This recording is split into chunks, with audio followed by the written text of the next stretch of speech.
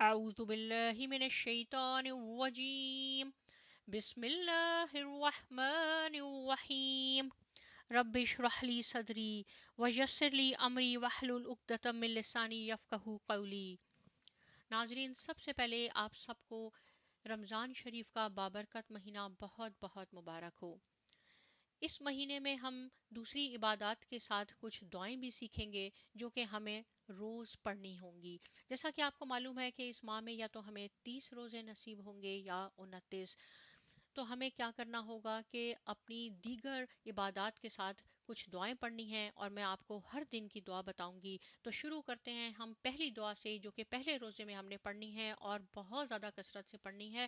وہ ہے اہدنا الصراط المستقیم۔ اہدنا الصراط المستقیم۔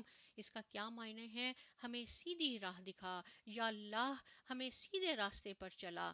اس کے پڑھنے سے انشاءاللہ العزیز آپ کے گھر کی بڑی سے بڑی پریشانی اور مشکل ختم ہو جائے گی، اور یہی واحد طریقہ ہے ہماری نجات کا کہ ہم نے سیدھے راستے پر رہنا ہے، ادھر ادھر کے راستوں میں بالکل نہیں بھٹکنا، کیونکہ وہ سارے راستے شیطان کے ہیں، اور شیطان کا راستہ دوزخ کا راستہ ہے۔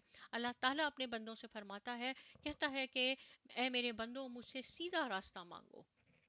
یا اللہ ہمیں سیدھے راستے پر چلا، ان لوگوں کے راستے پر جن پر آپ نے انعام فرمایا، نہ کہ ان پر جن پر آپ کا غضب ہوا، اور نہ گمراہوں کا۔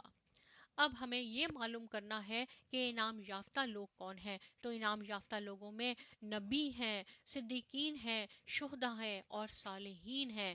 ہمیں نبیوں کے راستے پہ چلنا ہے، ہمیں شہداء کے، صدیقین کے اور صالحین کے راستے پر چل کر ہی اپنی زندگی کو سنوارنا ہے، جو ہمیں جنت الفردوس میں لے کے جائے گی۔ تو آج کے دن آپ نے کیا پڑھنا ہے؟ اہدنا الصراط المستقیم۔